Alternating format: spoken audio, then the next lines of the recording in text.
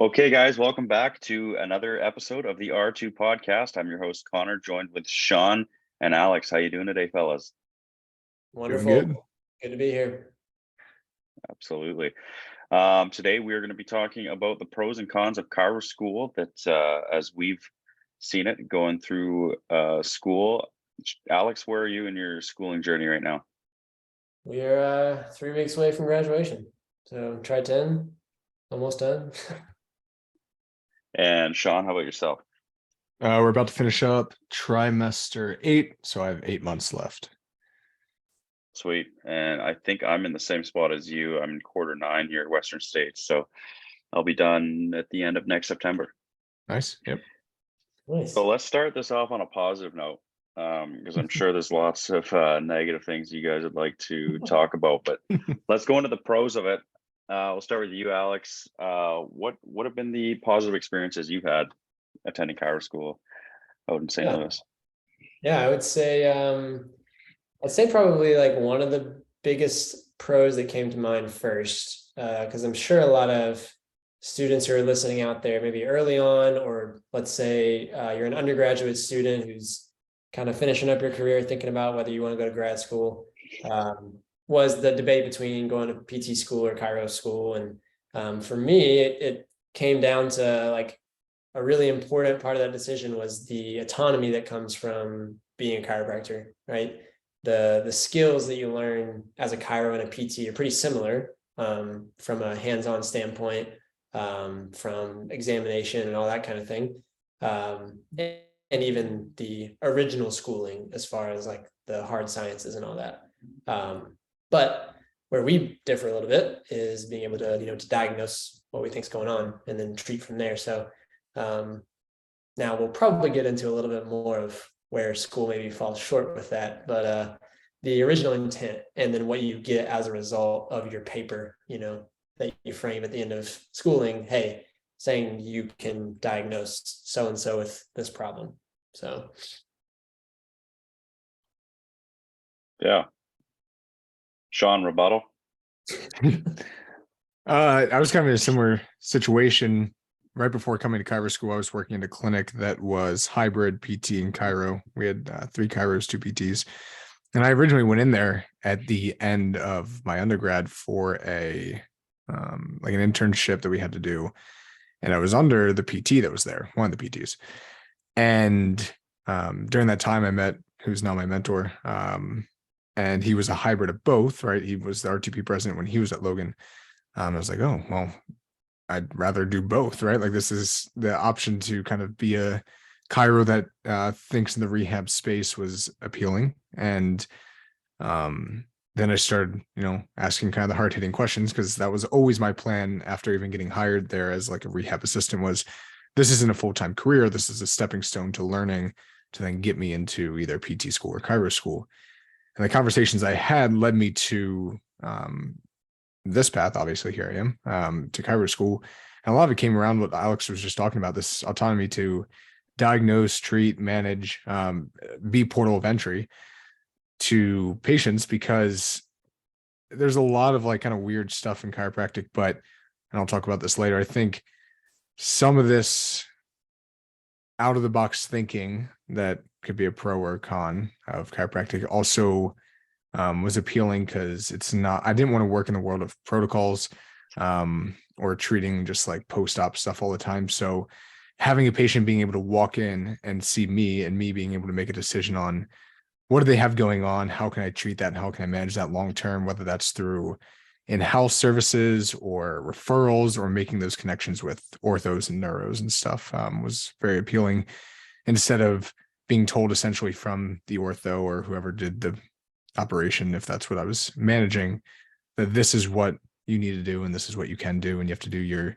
knee rehab protocol for 6 weeks. And I like the autonomy that chiropractic gives, but that's why I'm here. Yeah, awesome. And my story is obviously a little bit different. Just coming into things, I came into Chiro because I just had great experiences with chiropractors.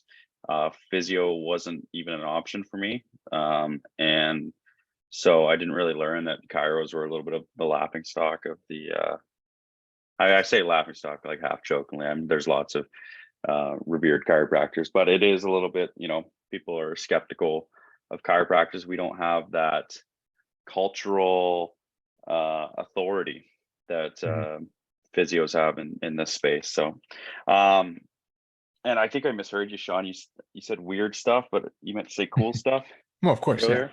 Yeah, we'll talk about that. You said portal of entry too, which I think is probably the coolest thing. And when I heard someone first verbalize the fact that chiropractors probably have the best profession in the world, just because they are that portal of entry for anyone dealing with almost everything, right? Nervous system, musculoskeletal, diet, or disease, we have the ability to send them where they need to go. And that's one of the coolest things, I think, is that we have our toes dipped in so many different bodies of water that we can really help people. And if we can't help people, we know where to send them. But for myself, most of the chiropractors I saw growing up were more of that straight or weird side of chiropractic, and I had awesome experiences. And then to come in and learn that something like RGP existed, which was, sort of on the other end of the spectrum, it was really cool for me because for a lot of people that don't like going into this sort of medical evidence, based setting where they don't feel cared for and they really like the more alternative styles of medicine, chiropractic has a great blend of that, holistic and modern medicine together, which I think is also a huge positive to come to school. Do you guys have more pros you want to talk about, Alex? Yeah, man. I think that this could not go without being mentioned. Just the community that you get to build as a result of being in the program with, your fellow classmates, which could range from anywhere, let's say like 80 to 200 people. And some of the people in my class are like my closest friends now because we went through, we stormed the castle together and studied for hours on end for board exams and different practicals and all that stuff. But like when we have a problem, we have the similar mindset of how to go about solving that problem. And that's, for life, but also in the classroom and in clinic. And now as a Tri-10, like having my own patients and treating people at a different clinic that's not even in St. Louis, I am talking to my fellow classmates and those who have already graduated before me about cases all the time. And that to me is like one of the coolest parts of my life. I enjoy having those relationships with people just because I think that's probably the most important thing we could invest into in this world is relationships with people. And the fact that we have this passion to be a healthcare provider for somebody and other people share that. And then you can bounce ideas off of that with other people to help your patients get better, help their patients get better is just the coolest thing to me. Like one of the best things that came out of school. 100%. Yeah, I think kind of piggybacking off of that, one thing that's incredibly enticing to me is the community and the community that's built through school. But one thing that I think chiropractic kind of has, at least the students have, above a few other professions, is the at least from the people I know, this insatiable desire to just learn. The amount of people that I know that go to spend extra time and money outside of school to go to seminars, to do extra reading, to do extra coursework, to get other certifications, whether that's things like personal training or dry needling or there's so many courses that at least just even the R2P crowd's interested in, things like DNS and aerodynamics and rock tape and whatnot. But it's like a never ending, I remember, like 2 tries ago, I had something going on every weekend for 6 weeks. And I talked to one of our advisors for our club here at Logan, who's trained as a PT. And I asked her, is this something that students in PT school tend to do? And she's like, honestly, no. She's like, I think I went to one course, one weekend course of the entire time I was in PT school. And I asked her why. And I think it was kind of an interesting response. I think she mentioned that they almost trusted their curriculum more than we do, which is kind of a very interesting discussion, right? Because red flag. Right. there are certain things I don't feel like school necessarily prepared me for. And I felt like, one, I wanted to go get that somewhere else because I wanted the information. But two, that inherent lack of trust gave us like the impetus and the desire to go out and like find what we believed in, and what we saw that worked and from people that we trusted. So not that everything we learn is garbage, because there's a lot of stuff that I've learned that I've like just basic physical examinations, stuff that I've seen work time and time again. But it's like that drive of students around us to learn more than we're required to. Totally. And I wrote that down as one of my pros as well. I don't know what it is about taking seminars and stuff, but I feel like a Boy Scout collecting badges, right? I just want to like learn it all. And I think you talk about that inherent lack of trust, but it kind of speaks to that whole thing about we just have such a broad scope of things we can do. It's impossible to learn it all in just a curriculum. So there's so many different things that we can go out and learn about. And since the beginning of chiropractic, people coming up with their own systems and techniques and way of doing things has been just such a big part of it, and it's grown the profession in many different directions. Some of them less productive than others, but it definitely is cool because you come into it and you just have so many different places you can take it. And even just like, we should actually get into talking about different chiro schools, but each chiro school is putting out completely different chiropractors from the next. Yep. Yeah, I mean, even like to clarify my point earlier on the weird stuff or the cool stuff or the out of the box stuff, like Connor said, this is part of like what made chiropractic so special in some ways, and also sometimes a bit strange, was everyone coming up with all these techniques and different ways of doing things. And this could be seen as a negative, right? Not everything that comes out is going to be gold, but there's like this inherent out of the box style of thinking that I think is built into our profession. There's like dreamers essentially that are put in, or that kind of come up in the culture of chiropractic, that they're willing to try things to see what sticks. Like some of the best inventions I think that have ever been created and discovered in our world have come by accident.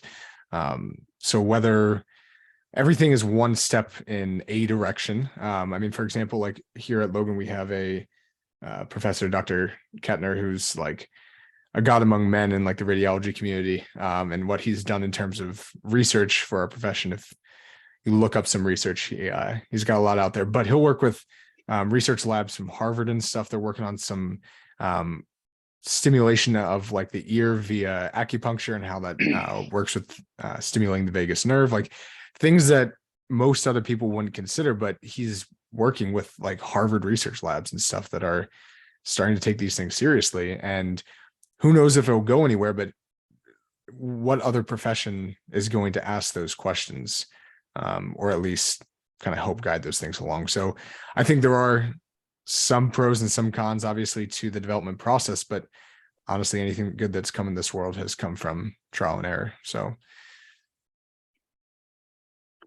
yeah, sometimes more error. Yeah, I totally agree. I look at the chief medical officer here at University of Western States, Dr. Bill Moreau. He has worked with multiple Olympic teams. He's quite well known for his work with the U.S. gymnastics team, and like he's a chiropractor, but I mean, like if you saw how he practiced versus any other chiropractor in Portland, it's a completely different profession. So right now he's doing this. He's basically created a treatment protocol for people with POTS. If you're familiar with POTS. Yep. And it's crazy. He's seeing like 80% positive results right now. And that's something that like medical professionals all over the world have just kind of abandoned as like not sure what we can do, right? So that's another really cool thing that speaks to chiropractic. And then like sometimes I'll read a book and it'll be like their name and then DC. I'll be like, oh, crazy, sometimes the book's out there, like a Joe Dispenza book or something like that. But it's just cool to see that chiropractors are doing so many different things out there. Yeah. Okay, Alex, what do you got for us? Well, let's we'll save the big one for last, I guess. We'll touch on one of the things that I think that I've heard from people was that, like, oh, I didn't learn things in chiro school that I'm using now, and I understand where people are coming from with that, but at the same time, I know that we learned a lot that we're using every day. And especially like your trimesters 1, 2, 3, when you're learning those basic sciences and what Bo would talk about with learning the principles. And in R2P, like, the principles are key, right? And if we know anatomy, physiology, biomechanics, and throw neurology in there as well, like, if we understand how all those things work, and I'm not saying that I understand every intricacy, because I don't, nor do I remember everything from the first year of school. But some of that stuff probably stuck with me the most, I will say. And I think that that's, not that you're referencing an anatomy atlas every day, but you're probably going to. And if the more that those things that we learned as far as the principles go, the better you can apply that to specific scenarios, right? Instead of having to memorize a lot, which I think is a thing that gets overlooked when we're in school. Yeah, for sure. I think it's hard when you're early in your first year and you're just grinding, and it's hard to absorb that information. But coming back to it over the course of the next couple years in school, and then obviously forever through practice, there's always something to reference that kind of takes on new light, and you can better understand its implications in human anatomy, biomechanics, physiology, neuro, after you've seen a lot of patients and see how those things interact. I find that first year in school, which is for any school, whether it's med school, chiro school, PT school, it's really hard to apply this stuff or actually make you care about it, because it's not in front of you, right? Like, I've noticed I'll see a patient now that has headaches, and there are so many things I wish I was like, oh, I wish I knew all the different types of headaches and how I could rule these things, rule them out. And that's stuff that was, luckily we're kind of coming back to it, but a lot of the core concepts there were a couple of years ago. So I have to keep referencing those to update my priors and such. Man. Yeah. So many classes in your first couple quarters or trimesters. You're just like, I just got to get through this test, blah, blah, blah. And you come back to it when you're treating people and you're like a couple of motion of the spine. Like, what was that? Like, you completely just let it all go, and it just means nothing to you. And then, and then you curse the school. You're like, they should have figured this out better, but I don't even know how they would. You're like, I should have just learned. Yeah, I don't know what you'd do. Like, get people to treat for their first year and then do all the classes after. Like, that seems like a liability waiting to happen. I very vividly remember. I very vividly remember coming out of class one day, try one, going to the water fountain, and this upper try, probably try 6 or something, was walking over to me, and he could tell. I just came out of anatomy or something, and I was like, my face was drained. I was tired. There was just a lot going through my head.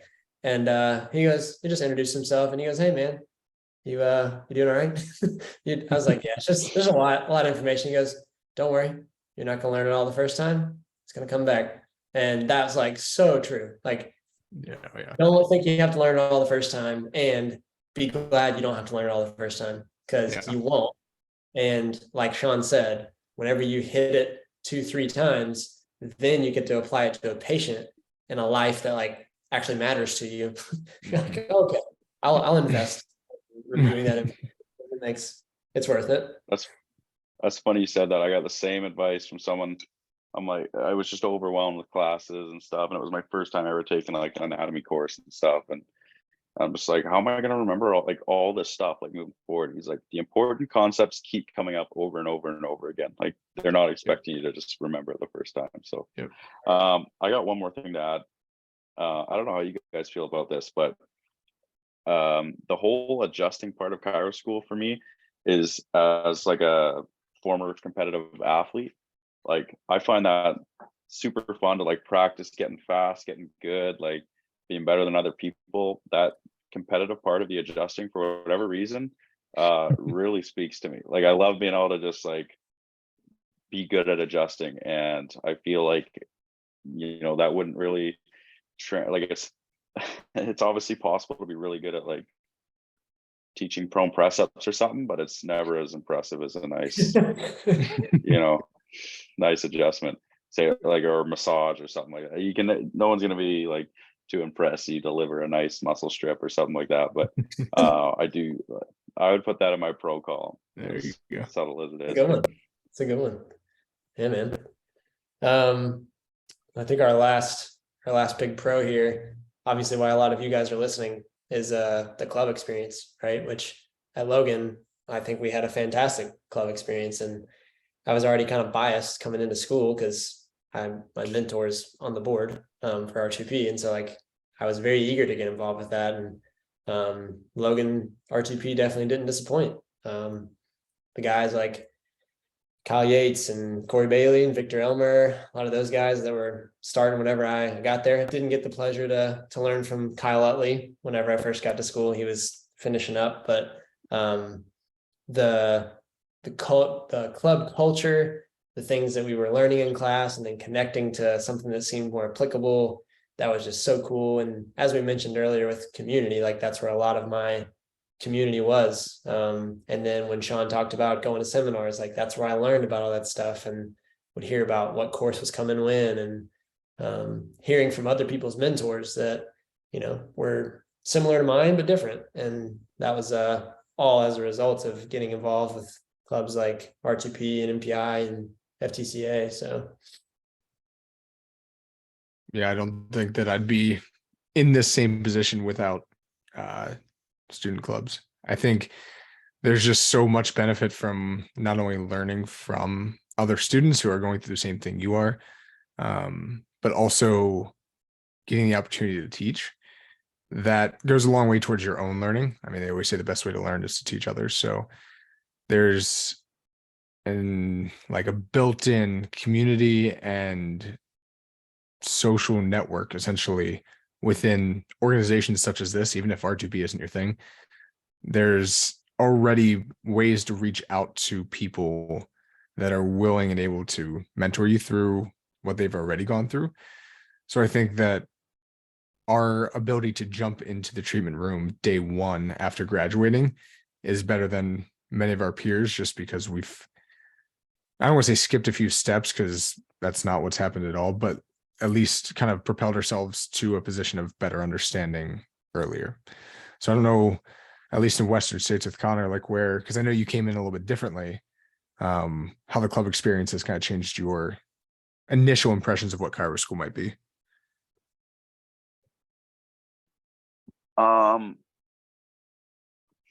It's a good question.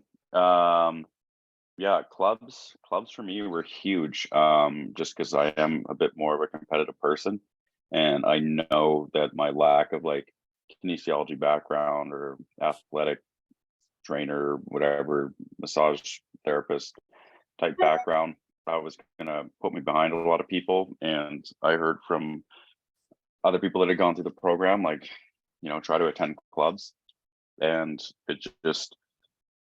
it's crazy the difference between the people that went to clubs and the people that just never bothered showing up. And Yes. it also, yeah, you're surrounded by like people that like you're inspired by, that you want to be better than, and everyone's getting better, and people are like interested in what they're doing and they want to get better. And like through clubs, like if I trace it all back, like I knew of MPI because of the place where I go get treatment done. He was the guy who started MPI club at Western States. Mhm. And I went to MPI, and then I went to my first, I met people there, and they invited me to my first MPI seminar. And then at the seminar, I learned about DNS and McKenzie, and I met some of the R2P guys. And then I started going to R2P more, and it just developed into what it is now. And it's been a pretty crazy ride. And yeah, it's definitely, all my friends now are also club leaders. And yeah, I can't speak more highly of the whole club community. We don't have a ton of clubs here. Like I follow some schools that have like dozens and dozens of clubs, which is crazy. We have maybe 5 here, and you know, some of them don't run all the time either. So, but yeah. One other thing I wanted to add in there before I throw it back to you for the same question, Alex, is all the professors or teachers at school, they all have their different way of doing things too, and they each have a unique experience with chiropractic, which I think is a huge bonus, because you can spend, and I do this often when I'm in lab and I don't want to practice, and I'll just call the prof over, just ask some questions for 10 minutes and just hear about how they would practice and how they do things. And like, you know, each person does things a little differently, and they like to apply things a little differently. And I think that's just a really unique thing about Chiro School, is just the diversity in how people have treated and how people have learned things and experienced things along the way. Alex, how about your club experience? Or did you already talk about it? Yeah. I kind of already talked about it. Okay. Oh yeah, you started the question. You're good. Cut that out, Sean. Got it. I think we're probably we're good for cons now. Let's hit it. Let's rip it apart.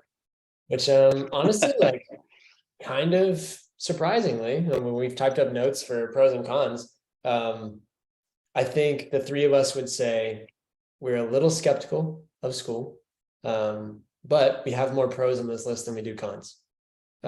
So if that's telling at all to you listening, that if you happen to think like, oh, they just want to be rehab specialists, or they just want to be glorified physical therapists, like, no, man, we chose this route for a reason. And while it might have its cons, in my opinion, it's got more pros. So kind of the first con we can chat about, which we've already mentioned a little bit, is kind of a lack of integration or practical application of the information that we're learning in school, which it is difficult, because balancing the act of actually knowing the information enough to be able to apply it is one thing, right? Which is kind of what they try to do with you early on in school, which can be repulsive to some people. They're like, I don't know that I want to, just learn all this information and not know why I'm learning it. But you can't apply it until you know it. But even still, as we got later in school, the problem was still there, right?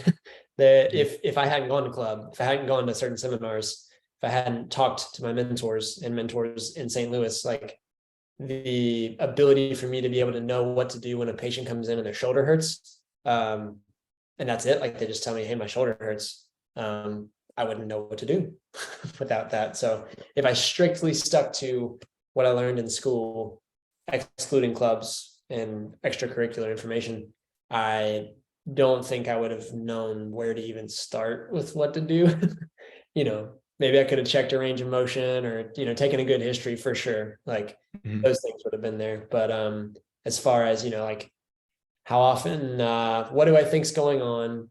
What does that mean as far as a pain generator and how it affects their function? What things should I test? What do those tests tell me as far as prognosis of how long this might take for me to treat them? How often I should see this patient? What does the progression of their visits look like? All of those kinds of things that, eventually we learn a little more through in clinic, but maybe it would have been nice to know a little bit more about it beforehand. So yeah. I I think that it's just kind of like Connor was saying, there's so many people that do so many different things in chiropractic that the school does its best to build a foundation upon which any of those styles can grow. Because there's certain things, like, if we want to be portal of entry, we need to be good at taking histories. We need to be good at vitals and neurological testing and basic physical exam and so on and so forth. So we can't just teach everybody one way, because everyone's going to look at these things differently. In a recent FDCA meeting, someone mentioned that they thought chiropractic should go more of a standardized route. And I think as a try 1 or 2, I would have been like, absolutely. Like, this needs to be, we need to know, like, the way that this should go, and like what's right, what's wrong, and follow the guidelines and blah, blah, blah. But I think some of the art and the beauty and what we do comes from that individualization between clinicians, because as much as I hate to say it, like everything that I'm going to do isn't going to work for every patient. And they could walk down the street and just get the flying sevens, and maybe the way it was described to them, or that's what they wanted in the first place.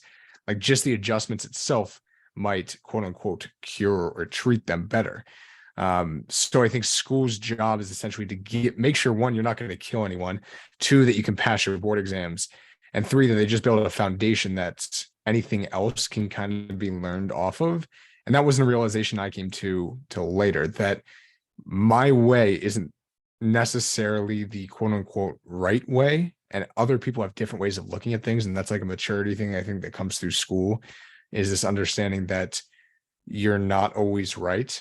So standardization is, in my opinion, not a great idea, especially even across schools, because then you take some of the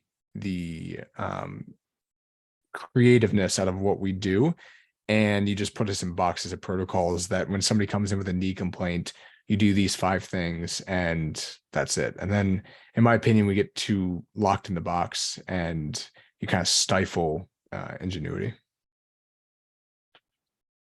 Yeah, unfortunately, you just took all my talking points, but you said it very elegantly. The school's job is to, send us out there to pass board exams. We are coming out as doctors, and like you said, our job is to make sure that we don't miss someone coming in with something serious going on and try to treat them regardless and have something horrible happen to them. Mm-hmm. So they do a really good job of that, especially at UWS. Like diagnosis is huge for us, looking out for red flags, doing a proper neurological screen, etc. What we're not good at is bringing someone into a room and actually treating what's going on. So that side of things we've got covered, but the actually helping people who don't have red flags, which is, I would say most people that are coming in, they really leave it up to you as a clinician to figure that out. And they'll give you some like guidelines, like, these are good for this is good for this is good for this. But I kind of use this as one of the pros, but a con is that we do need to go and take seminars to really learn some of those clinical pearls that we want as students. We want that standard, like, can you just give me the checklist, the SFMA checklist on how to treat someone with this pain? And that's why something like the SFMA is like, so desirable. It's like, okay, now I can just stop thinking and just go through it. But again, if we do something like that, the creativity is killed. And again, the pros of why this profession is great with so many different avenues is gone, because you've just taken away any need for new thinkers to come along. So I agree with a lot of that. I also think the school has a tough time. This is really politics, right? The evidence-based side and the straight side of things. Like the school has a hard time figuring out, what they can say without offending certain types of chiropractors. And I like, a lot of it's like, well, don't look at this because it's not evidence-based. But we're going to talk about, stretching, even though there's not really good evidence behind, it's kind of like it has a hard time really saying like, this is a really good thing for this.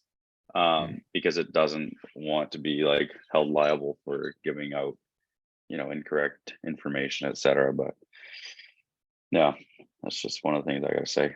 Back to you, Alex. That was a really good segue. Really good job there, man.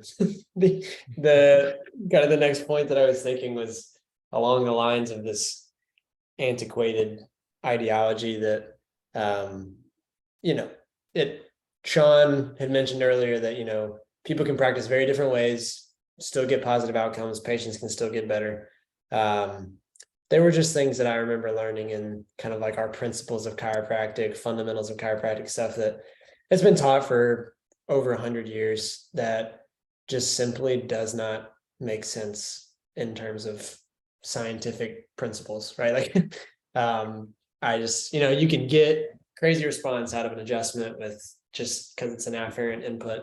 But some of the links that people would jump into conclusions, professors in class, I just had to scratch my head sometimes, and have the understanding of, okay, well, just because they're a professor telling me this doesn't mean that I have to take it as fact, right? Kind of like something that Bo used to use as his tagline in the old podcast was, question everything, find your truth. And that's certainly true in chiropractic school, right? Like, just because a professor says it to you doesn't mean that it's always true.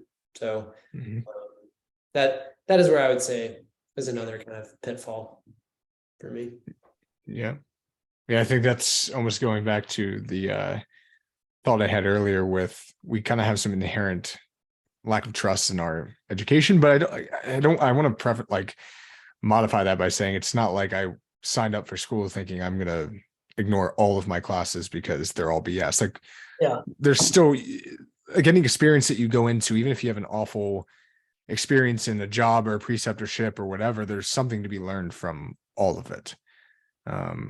Even if that's just learning a way that you don't want to explain things to patients, like that is still valuable information. Yeah. But I do agree that and this is very dependent on school. Like a lot of things that I hear from Western states sound like the idea of, oh, stretching actually isn't that beneficial, whatever, is something I would never hear at Logan, because they would just say it, that you should just stretch all the things. We don't really get those caveats, but we also have some strange techniques here. But with that being said, the school by school basis is going to be different. So if you are a prospective student listening to this, or someone that might be talking to an individual that's curious about going to chiropractic school, it does matter where you go to school a lot. And I think it matters a lot more than any other profession or any other related healthcare profession, that your experience and understanding of what you can and are doing is going to be drastically different, whether you go to Life or Sherman versus Western States, Parker, Logan. And that's very important to decide what kind of chiropractor you want to be and how you want to learn and understand that world, because your schooling does matter and the opportunities available to you will be different. Like, just simple example, R2P Club is not available at all schools. We recently had a seminar up here and someone from Palmer, Florida came up, and she's like, they don't have anything like this down there. So we're coming out of school already exposed to a lot of these things that even the people that might be graduating within the same month as us don't. So that can drastically change your experience.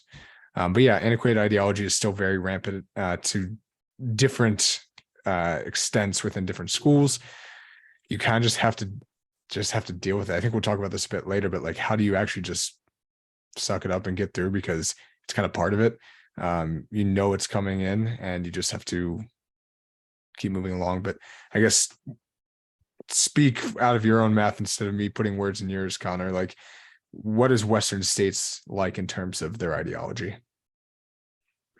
Our ideology is what our chief medical officer likes to call chiropractic 2.0. So he's very pro medical chiropractic, and so that includes a lot of evidence-based stuff. Yeah, I mean, I would say that our chiropractic theories classes in the first couple quarters are taught with a lot of attitude towards the founders and stuff like that. And you guys hear me joke a lot about, and the straight side of things, and that's just because I had good experience with it. And so the way I look at it is like, if you're an intelligent person, you should be questioning like everything you're learning, regardless of whether it's, sounds like bullshit or not.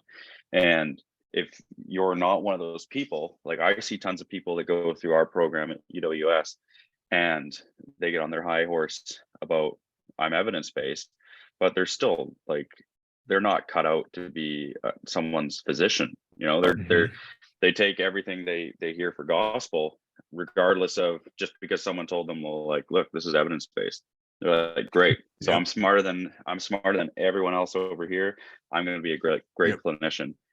And it's just not true, right? Because like there's a lot of crazy stuff out there that like some of these guys were doing back in the early 1900s. And their reason for doing it makes zero sense whatsoever, but somehow it was, still doing some weird stuff. And then someone will come out and bring a new evidence-based rehab system that essentially does a similar thing, but they've just figured out why it actually works. And so keeping an open mind, but keeping a critical mind is really important no matter what school you're at, because I know of people that have gone to life and still come out very evidence-based. And I know of people that leave UWS and get straight into the weirdest depths of AK that they can. So it's really important just to find what you resonate with, just to, save some of that, swimming against the current type stuff. But at the same time, like, again, one of the reasons Chiro is so cool, there's so many different seminars and stuff you can take. You can always find a way, or join a club and learn the stuff you're really interested in. I would say the main part is just make sure you're at a school that's gonna prepare you for board exams. That's gonna give you at least the basics, so that you're not just like totally lost when you do decide to go and learn DNS or something outside. Right. And that's one of our jobs too, get our RGP out there. Exactly. For all those people that don't have it. And school's expensive. I think that's another thing to consider. I think school's expensive kind of if you want to get into the healthcare world, like it's going to be expensive, but tuition's expensive, board exams are expensive. Like that's a consideration you have to take into account. And with our profession, a lot of people are going into the small business realm, which has its own inherent risks. If you think a lot of jobs in occupational therapy or PT or something, they're going sometimes more major medical groups. So like out here, we have Mercy and stuff like that, that is a little bit safer of a job, because you're on a paycheck and you're in a massive system. But a lot of chiros still go the route of sole proprietorship, and that has serious risks involved. And one thing that kind of bothers me or irks me going through school is professors telling you, you'll just, go out and set up a shop and you'll just make money. It's like, well, not in today's world. I think back in maybe the 70s, it was a little bit easier just to pop up a shop and put your table down on the floor and do a little marketing here and there, and people showed up. But with the world of social media now, which we'll hopefully be doing a podcast on soon, and the vast amount of information and access that people have to finding different opportunities that they have, it's almost like a dog eat dog world out there. Like there's a lot of competition, but there's also a lot of mentorship that happens. So you won't, if you're considering chiropractic school, you have to at some point start considering what your job within that's going to look like. Are you going to be an independent contractor that rents space from a gym or from another person? Are you just going to be an employee like an associate? Are you going to open up your own place? Are you going to work in like a VA, like an integrated health center? A lot of options, but it's still tough once, like, none of us are out of school quite yet. So once that hits, our understanding of where we fall in the big world might change, because as of right now, it's a lot of theory. But once bills are due and kids are born and diapers have to be purchased, like the metaphorical shit will hit the fan. You have to realize, like, you've got to see patients to, continue working. You can't just rely on the fact that you think you know all the things, because if you're the smartest clinician in an empty office, you're not getting any better and you're not making any money. It's a good metaphor. Which is like an even more important thing for like our side of things, right? If we want to fund not only our lives but pay our loans back and all that, keep the lights on, the ability, just inherently the ability for us to do that if we're seeing people longer than the traditional chiropractor is less, right? Like we have to be even better at marketing and doing maybe things outside of the office to bring money in as far as our practice goes, than just relying on, if I see people for 5 to 10 minutes and have several treatment rooms, then I can see 60 to 80 people in a day and that'll pay for it like real quick. Mm-hmm. But for a lot of us, like we might see 100 people in a week, like that would be a pretty busy week, right? So which, hey, I mean, I still want to practice that way, but gotta figure out how to make it work. Let's segue things, unless you guys have more cons to talk about. Let's just wrap that up by saying it is a crazy profession. It's extremely expensive and it can be really hard to make a living. But other than that, it's great. So, but let's talk about how to make the most of it. So for those that are, just starting out and they're like, ah, shit, I've already spent the money and now I'm in this. How do you make the most of it? And let's not get too much into all the stuff that we're going to talk about coming up with, like business and social media and stuff like that. But what did you guys do that you feel made a big difference in making sure that you were sane and most importantly semi decent at what you're doing? We'll start with Sean. I'll try to keep this short. I came into this knowing that R2P existed and MPI existed and stuff, thanks to my mentor. So that was a huge leg up, because I know a lot of people, like I've talked to try ones, I mean, even like try fives that still feel like they don't have a home more or less at school. So for me, I started during, like, right at the beginning of COVID is when I started at school. So I knew my roommates, I knew a couple people in my class that we had kind of hung out with. But otherwise, like I felt like I was on an island. And it wasn't until I found my home in R2P that I met people that I wanted to surround myself with. If I had gone through school without that community, I would not I wouldn't be where I am now. I wouldn't know what I know now. I wouldn't have had the opportunities I know now, like this podcast, like the rep retreat, like a lot of different options of getting to meet a lot of great people that I consider friends and colleagues and stuff for the rest of my life. But my main takeaway and the way to survive chiropractic school is to find your home. Whatever that is and whoever that is, you just have to find people that are like-minded and have an interest in bettering themselves, no matter what that means. Hopefully bettering themselves towards bettering others and not just bettering themselves in terms of, their bank account. But I think finding your home is the most important part of school, because it's a long 3.5 years. And if you don't have a support network to help carry you through, it's a long 3.5 years. Yeah. And to add on to that, like a group of people that are going to force you to want to be better too. Mm-hmm. People that you can, sit up till 3 a.m. debating whatever with, and just like always, getting deeper into, it's kind of crazy. I don't know many people that like care about their profession as much as chiropractors, and just like the amount of debates and stuff that goes into this.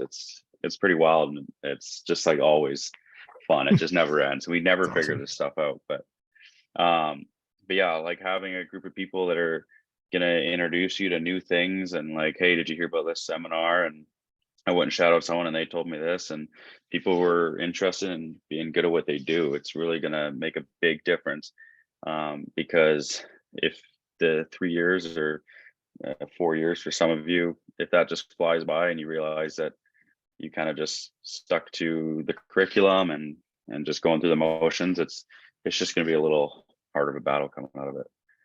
How about you, Alex? Yeah, man, I think what you guys said is fantastic. It's already kind of been hit on several times throughout this podcast, and that community is super important. For me, the second part of that, which maybe it seems stereotypical, but for me, the thing that I would constantly go back to help me get through the moments in school when I was like, man, this really sucks. I do not want to study for this test. I don't want to go to one more lecture. I am tapped out. Was knowing why you're there and remembering to recall, hey, why am I here? Whenever you're stuck in those ruts, having people, hence community, to hold you accountable and say, hey, I know this sucks, but like, this is why you're here. This is why I'm here. This is why we're here. And a way that you can kind of exercise that I found was, even if you're early in school, whether you're doing this or you're watching somebody close to you doing this, getting exposed to helping somebody else, like whether it's figuring out a pain that you have going on, or a friend of yours, like a classmate, or like, let's say a family member calls you and they've got neck pain and they want to know like why they have neck pain. I can't tell you how many times like I would FaceTime a family member and they'd be like, I just have them run through some ranges of motion, like, and see, hey, what is it doing? What can't they do? What interventions can I do over the phone? That's like, hey, that changed something, whether pain or function. And whenever you see that change, it's like, man, that right there, like that feeling of whenever they get excited that they feel better and they notice a change, that's what you get to do every day for the rest of your life. That is rewarding, right? That's cool. And that'll get you through 3 years of school because you get to do that for decades. Now, not to say that you're not going to have plenty of cases where that doesn't happen.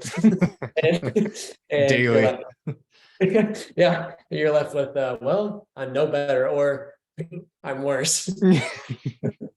It's a roller coaster. But yeah, like I'd have to point back to that, knowing your why and frequently going back to that whenever you're stuck. I just thought of another pro. I don't really know much about the physio world, but like I follow so many like chiropractors, like they're athletes, and just like there's so many people that I just like consider to be like, goats in the profession. And I feel like it's one of the few professions where it's like, this guy's so good at his job, he does things this way, like I want to be just like him, sort of thing. Like, Yeah, you don't hear that about, maybe like a CEO or something like that, but you don't hear that about many different professions. So that's pretty cool. And on top of that, I think finding a mentor is a really important part of kind of tying into everything we said: community, knowing your why, and don't be afraid to let that mentor change as you change going through school too, right? And people, you might resonate with them, and as you learn more, you're like, that's not really how I want to practice anymore. But yeah. Do we have anything else? Oh man, this is powerful stuff. That was a good triple right there, I must say. Don't get anything else out of this. Skip to 47 minutes in and hit those last two right there. I think at the end of the day, we're all happy to be where we are. I wouldn't trade this for the world, and I wouldn't go back and pick a different profession. I think a lot of this came down to it's what you make of it. 100%. I know friends that started at the same time as me and have not really made anything of it, and they'll be fine. Like they'll get people better and all that. But like the passion that I see in Connor, Alex, and my face just doing this stuff is like the desire to be better and to better yourself and to help translate that to patient care. I think is only comes with passion and only comes with making the most of it. And you have to make that a conscious choice, even like Alex said, on those days that you don't know why you're there. You think about those whys and try to figure out like how this is going to carry you forward. And that is some conscious decision, but it's 100% worth it. Yeah. Beautifully said. Any closing thoughts, Alex? Man, I have nothing to say. It's all been said. Okay, guys, that wraps up our episode. Stay tuned. We're going to try and get a couple more out before the new year. Hopefully sitting down and talking social media. We will keep you guys updated on that. And then we'll have our year in review episode come out during the holidays. And then early next year, we will begin season 2 of the podcast. So thanks for joining us this far if you're still listening. And we'll see you guys in a couple of weeks. Peace. Later, guys.